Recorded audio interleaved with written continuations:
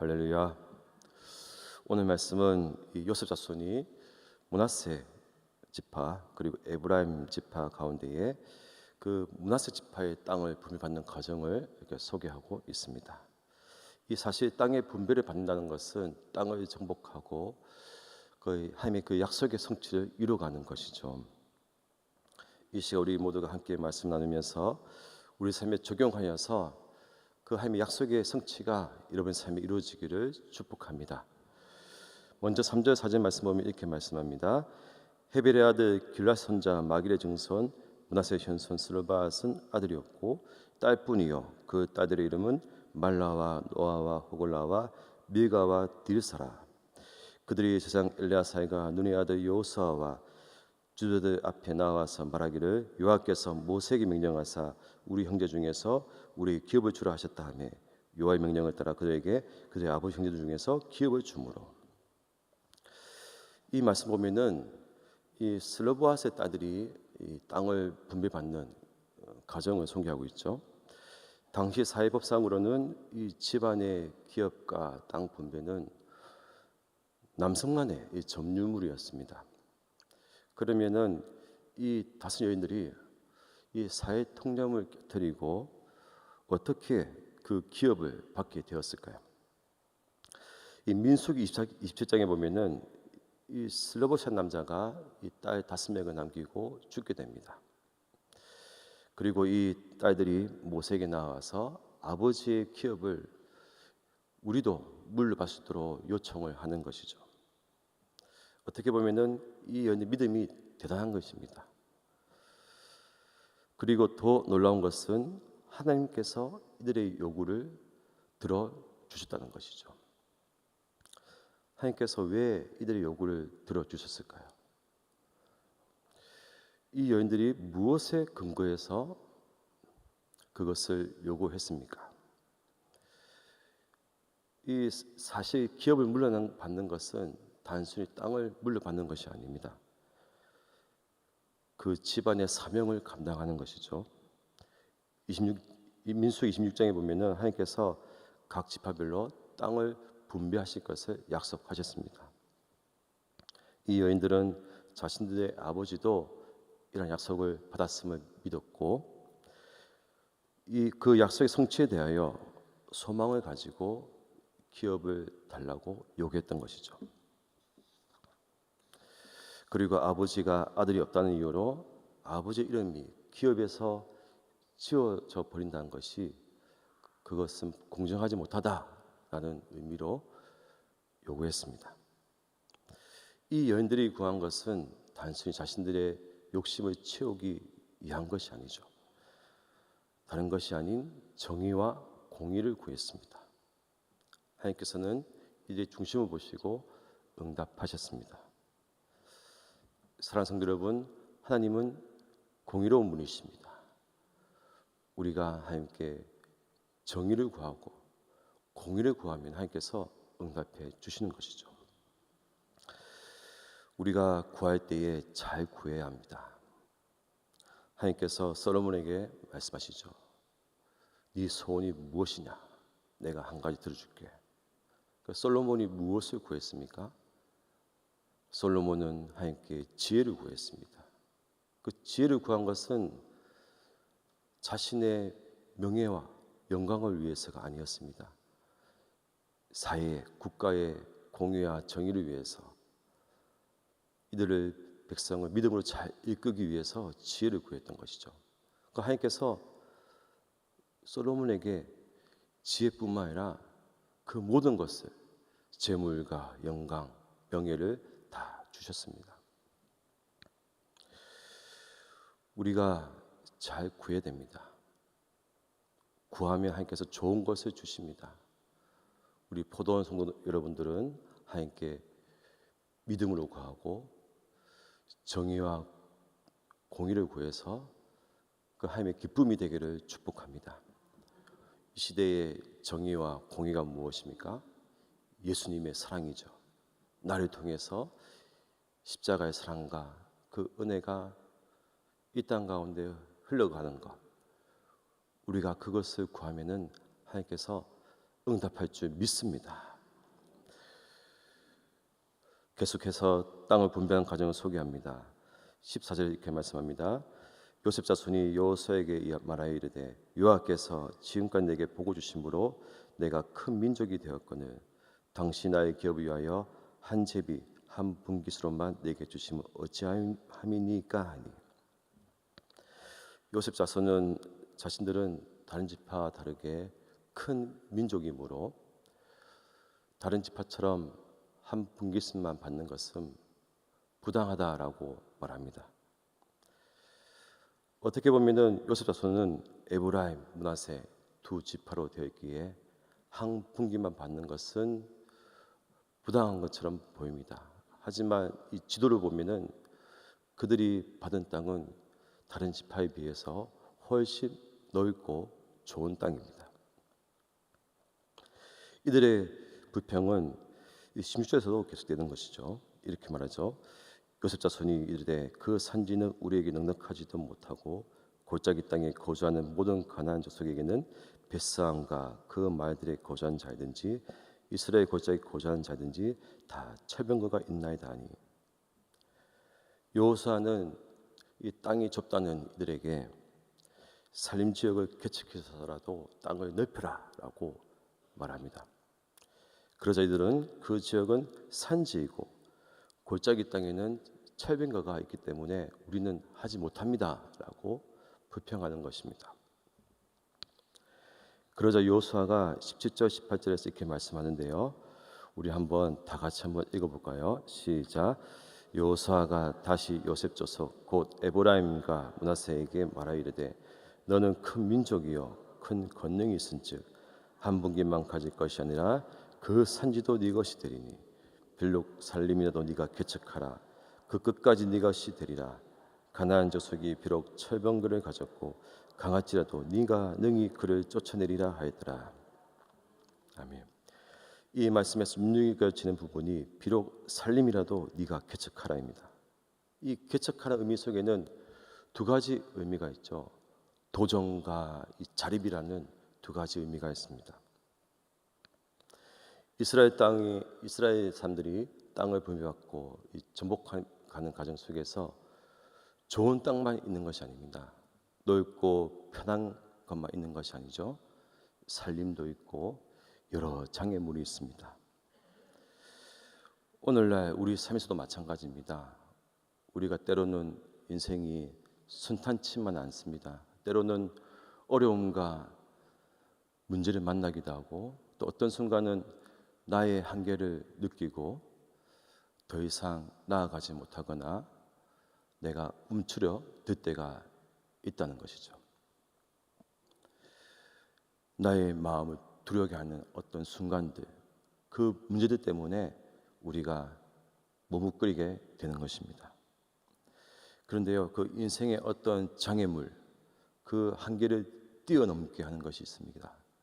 그것이 무엇입니까? 바로 도전이죠. 이 도전하는 자에게 그 한계를 뛰어넘고 그 장애물을 뛰어넘는 것을 보게 됩니다. 이 마라톤 42.195km 그 하는 사람들이 있습니다. 우리가 봤을 때는 어떻게 저것을 할 수 있지?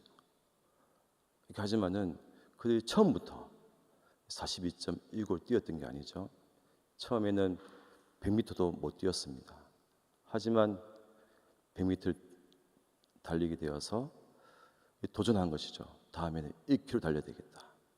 그 다음에는 10km 달려야 되겠다. 그 다음에는 20km 달려야 되겠다. 그렇게 계속된 도전 끝에 42.195를 달리는 것을 고백한다. 이렇게 말한 것을 듣게 됩니다. 우리의 신앙도 마찬가지입니다. 성경에서 이 쓰임 받은 인물들을 보면은 세상에서 말씀으로 도전한 사람들이었습니다.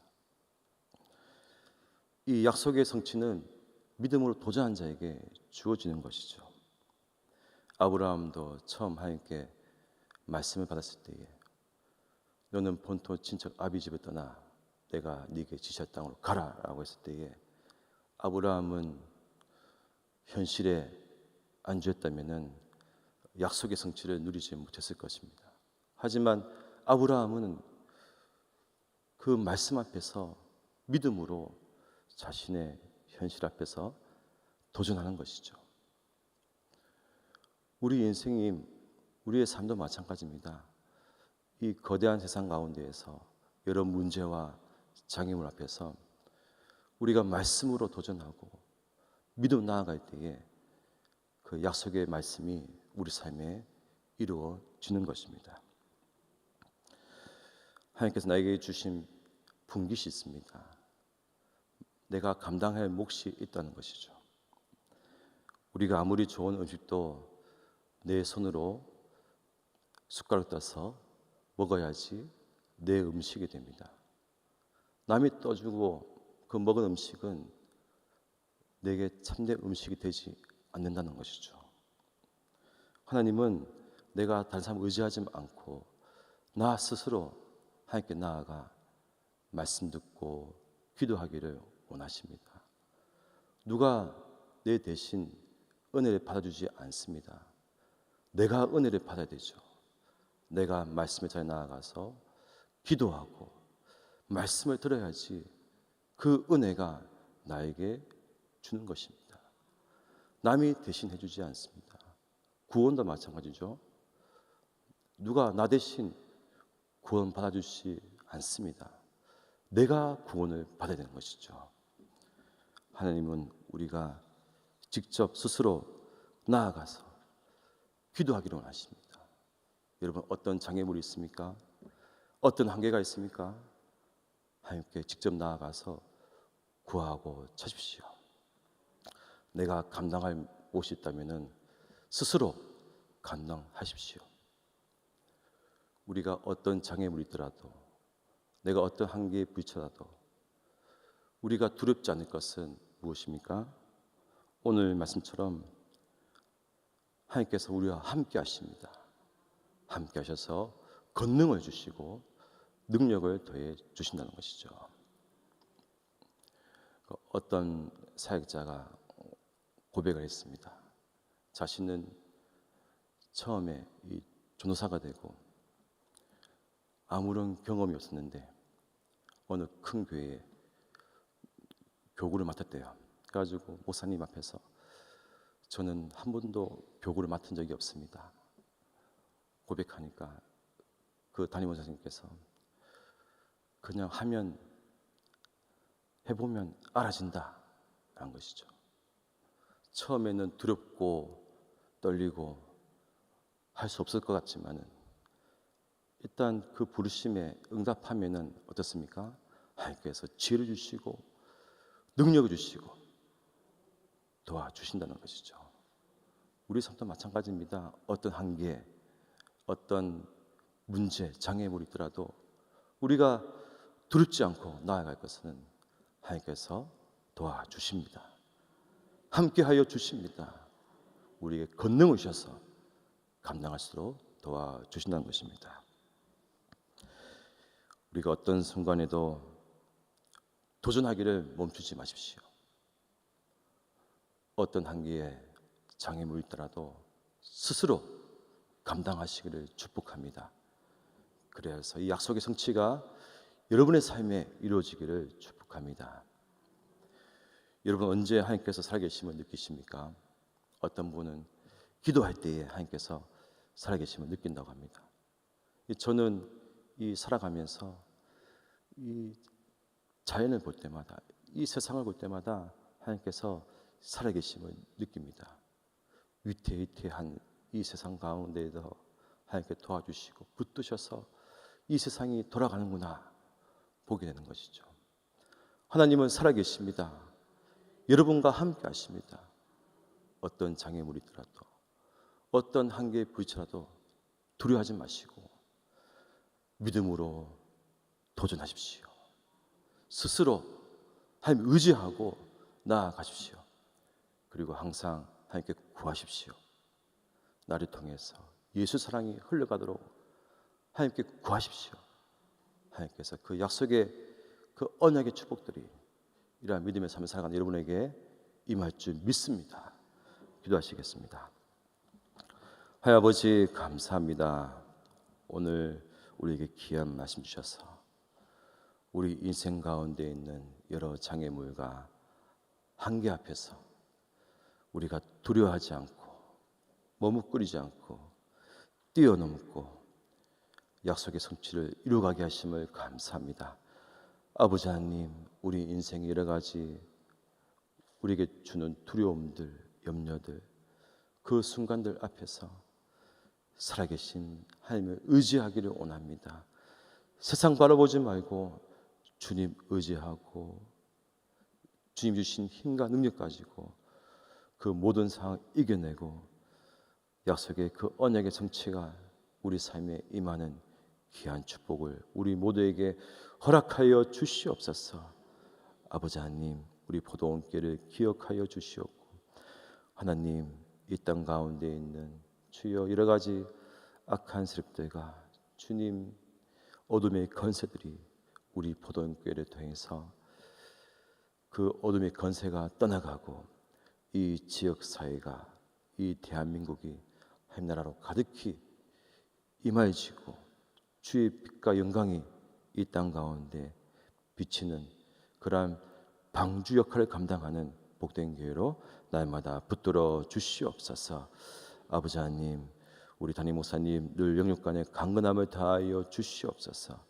아버지 하나님, 늘 성령 충만, 은혜 충만케 하셔서 그 모든 사명들 능히 감당케 하여 주시옵고, 풍성한 열매와 은혜가 그 모든 사역 가운데 임할 수 있도록 주께서 역사하여 주시옵소서. 아버지 하나님, 이 시간 하나님 앞에 정성으로 준비한 예물 가지고 올려드린 손길들이 있습니다. 아버지여, 이들의 감사 제목들 여러 가지 마음으로 담아 드렸사오니 주여 그 마음의 소원들 응답하여 주시옵고 더 큰 감사거리로 이들의 삶을 축복하여 주시옵소서. 이 시간 믿음으로 나온 우리 모든 성도님들, 주여 오늘 말씀을 들었습니다. 아버지, 이 말씀 가지고 세상 앞에 나아가서 믿음으로 도전을 합니다.